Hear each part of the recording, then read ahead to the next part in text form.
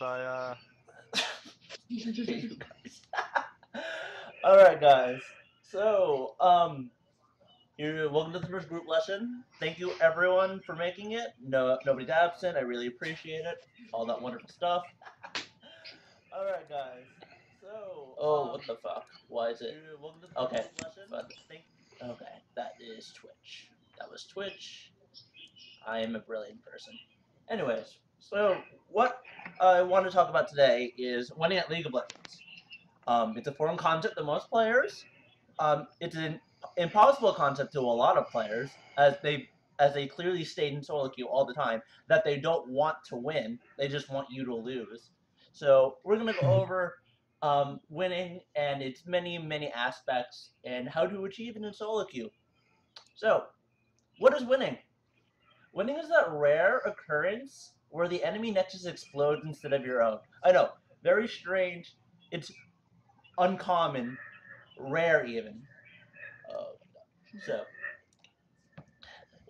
now that we have the definition, let's try and figure that out. So, if you knew how to win, you wouldn't have applied this cram school, right? Like, you're having issues winning. That's why you're here. That's why I'm trying to help you. We're all trying to achieve this wonderful goal of winning. Winning isn't easy, though. And it's even harder to get other people to win. The first thing I want to go over with is solo queue versus competitive. So the competitive scene has a wonderful base. You know, plenty of people watch it. I encourage you guys to watch it all the time. All that wonderful stuff. But what basically all you need to know from competitive is meta, champion meta, and item builds, and you know basically what's strong. You want to know what's strong, what's viable. Um, figuring out what champions are like pick and ban worthy. You obviously on this patch things like Skarner, Gangplank, Azir, and Victor are still pretty strong. Fine, right? Okay, awesome. So there's that. The one thing a lot of players need to stop doing in lower divisions. So anything pre like I'd say Platinum 1. You need to stop pretending that you need to be the LCS. You need to stop pretending that you are looking to make the coordinated team plays that these high class teams are making. Nobody's coordinated in solo queue. Not even the duos. The duos will screw up more than the solo queue players. So stop pretending that you're coordinated. Stop pretending that you need to make these insane, team comp, rotational, just like general team focused play. Eventually you attempt to make some sort of like effort at it, but it's really shitty. Like even like Diamond and Masters, and people still screw up all the time. So that brings me to my next point. You want consistent individual play. That's what we're going for here. We're not going for the whole team aspect. We're not trying to pretend we're Samsung White Imp, LGD Imp. We're not trying to pretend that we're CLG, who miraculously managed to win an entire split of the LCS. God bless. Hell is probably freezing over right now. We're looking for individual, consistent play. Does anyone have any questions? None at all? nope. Awesome. No. Okay, great.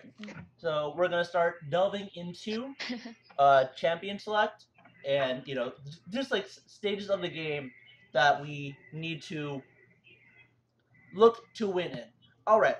So we have a fresh champion select. You're queuing it for your first game of the day. Let's see how we can look to win. So the first thing, when I my way of winning at League of Legends is constantly asking yourself questions. So the first question we're going to ask here is, who are you looking to play?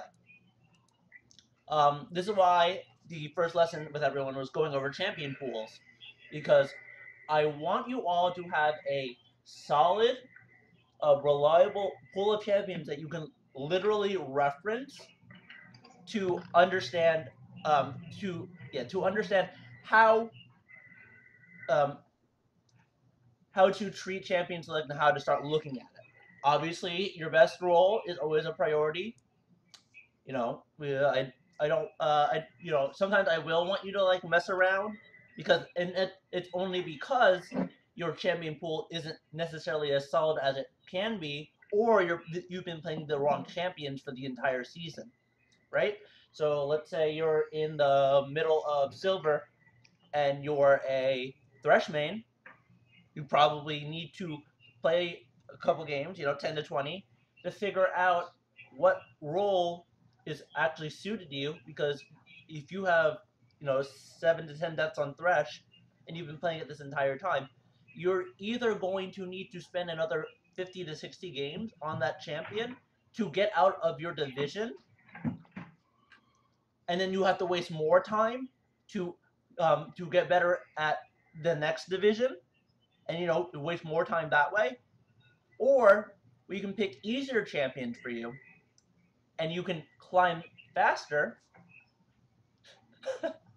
You can climb faster, and once you get to your ideal division, say bottom of platinum, bottom of diamond, diamond 5, you can start practicing that champion again.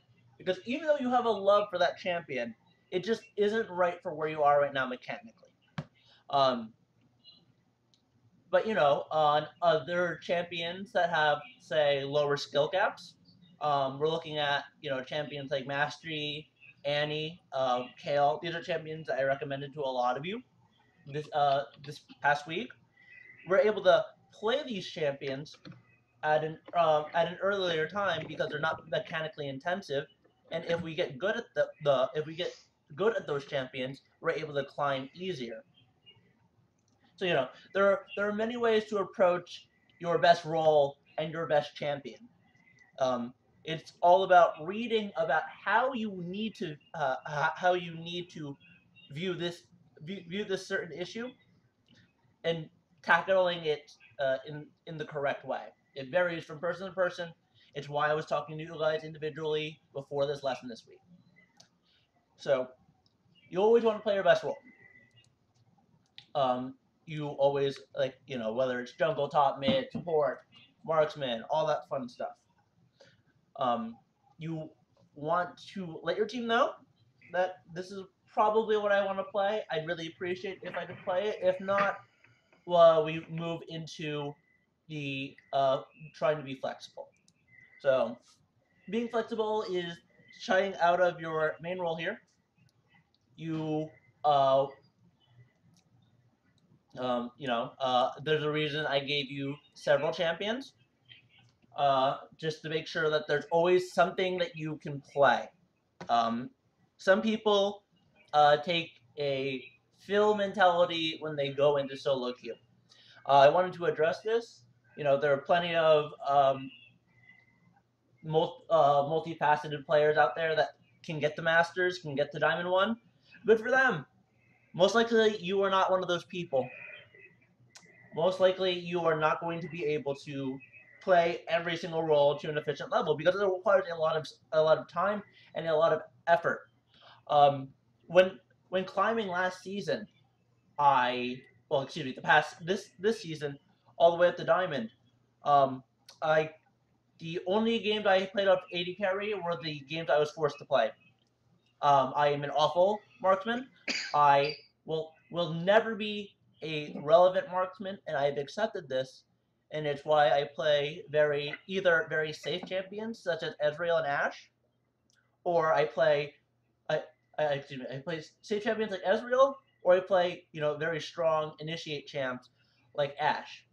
So I can give my team the opportunity to carry me, or to make the big play if the game goes long enough. Same thing goes for mid. I'm not the strongest mechanical player mid. I'm a top lane main. I am a support main at the very end of the day, and I accept this. So what happens when I have to go mid? I pick a very simple champion like Annie, and I try to not lose. So my point here is you need to be able to at least play like one or two champions, and but always, always, always prioritize your best roles. And hopefully it's two of them, so that way you aren't so binded uh, into like being at a disadvantage every one out of like every, let's say, 5 Qs, because that's counterintuitive to trying to climb the ladder. But if you if you get to a certain point, it becomes a lot easier for you to get your role. People are people look at stats. Whether or not they say they do, they definitely do. They read up on OB.GDs. They look at profile pages, and if you climb the ladder to a certain point in like diamond, you're going to say the same. You're going to see the same people, and they're going to be like, okay, you take jungle. Okay, you take mid. Whatever, I'll fill this game. You fill next game. And you start working together.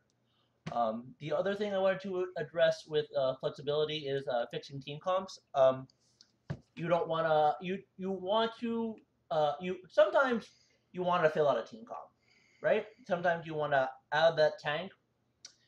Sometimes you want to add that AP damage. Um, from my research and from all the solo queue games I have played, I played, I taught, and we're talking somewhere in the thousands here at this point. I've seen so many solo queue games, you'd be surprised. I actually believe that you should be picking a champion that you feel comfortable on. Um, and if and even if that doesn't fulfill the role and area that the team needs, it's fine. This the job becomes at this point to understand when you're strong and how to abuse it. Um, so let's say you're in champion select. You have a first pick Janna. So let's write this out here. So you have first pick Janna.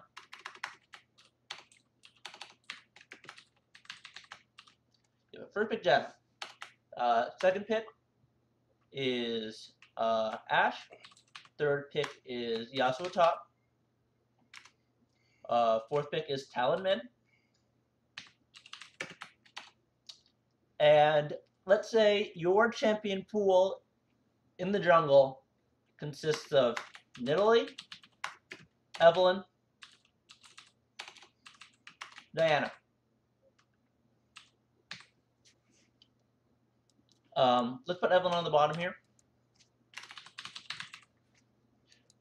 So in this situation, what is the best pick here? Anyone? I would say Diana. Anyone else? I was going to say Diana.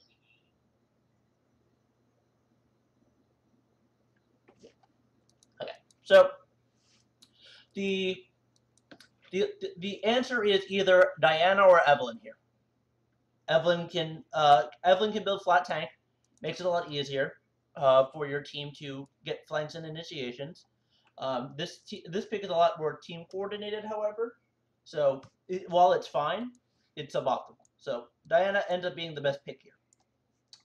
But what if I throw a wrench in here? You have 600 games of Nidalee. You have 40 games of Diana. You have 20 games of Evelynn. What am I going to tell you to pick? I mean, obviously in Italy. Yeah. Because experience. You need to value experience over what the team needs. This comes from this is a personal thing. So people will argue with me that this isn't correct. You should always try to fill the team comp. You should always look to make the best odds to win for yourself. However, if you put yourself at a disadvantage, and you pretty much